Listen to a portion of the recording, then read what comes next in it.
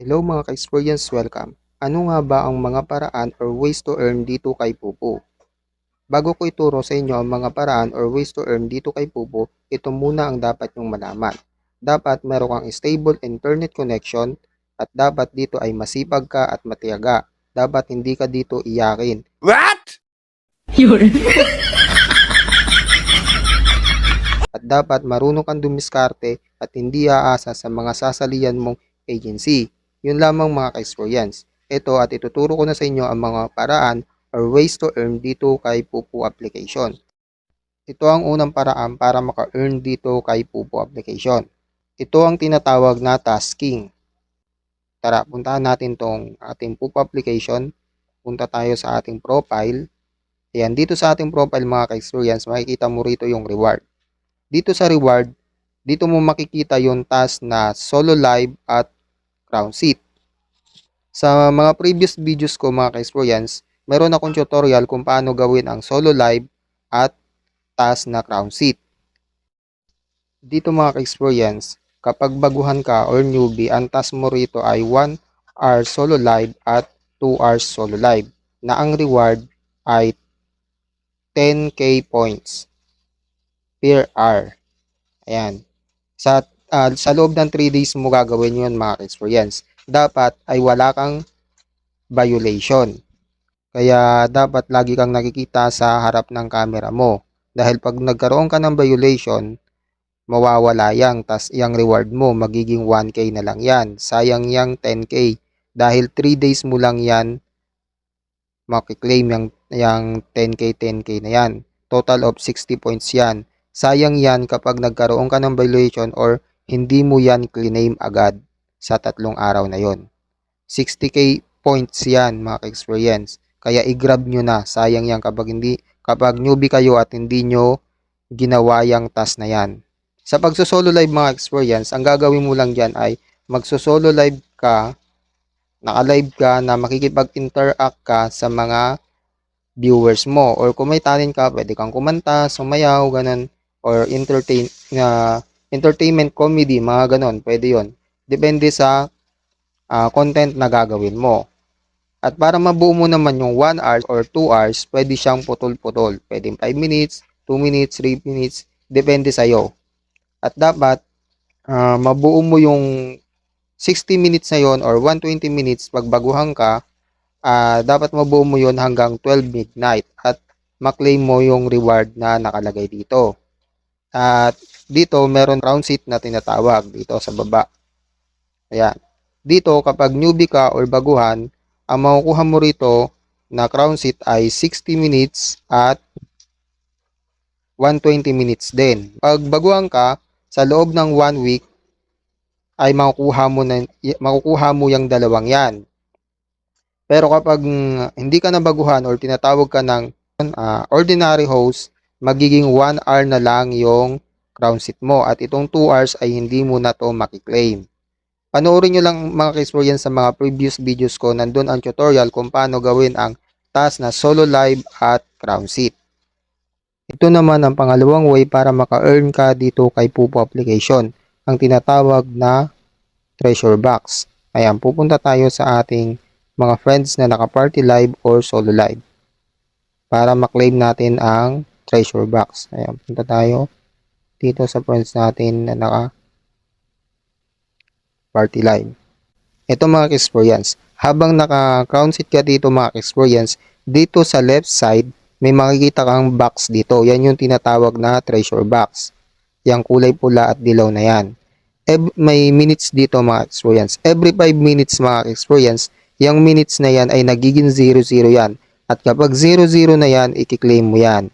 Ayan, pipindutin mo at ang makukuha mong coins dito na reward ay 5 coins. Sabi nila kapag madaling araw, nagiging 40 raw yan.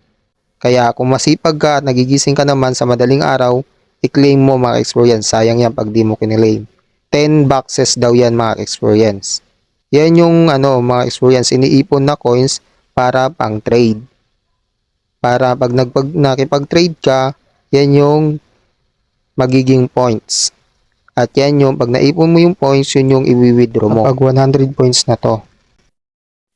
Ito naman ang pangatlong way para maka-earn dito kay Pupo application, ang tinatawag na fireworks or get your coins.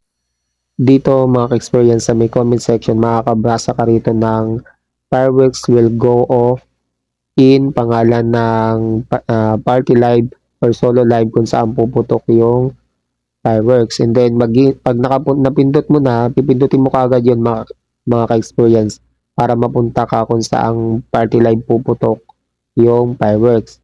At maghihintay ka doon ng 60 seconds or 1 minute sa pagputok ng fireworks. At si Popo naman ay magbibigay sa iyo ng yellow coins.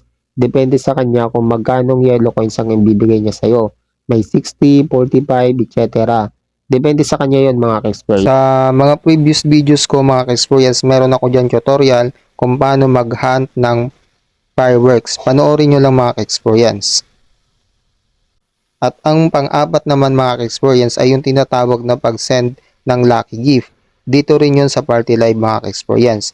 Makikita mo tong box ng gift dito sa sa right corner sa baba. Ayan, pag pinindot mo yan mga ka-experience, dito may mababasa kang lucky. Yang lucky na yan yung mga gift na kapag nag-send ka sa mga nakaupo rito ay may mga mapapanalunang ka ring coins. Dapat kapag magsisend ka niyan mga experience, meron ka ritong yellow coins na tinatawag. Yun yung mga nakukuha mo sa treasure box at sa fireworks. Kung ang pinakamababang ano rito mga experience, halaga ng gift ay yung 100. Kapag nag-send ka ng 100 or 120 sa mga nakaupo rito ay may mapapanalunan ka ng mga coins din. At kapag nanalo ka mga experience, pwede ka naman makipag-trade sa mga friends mo rito may gift din katulad mo. Ito naman yung pipindutin mo, yung gift.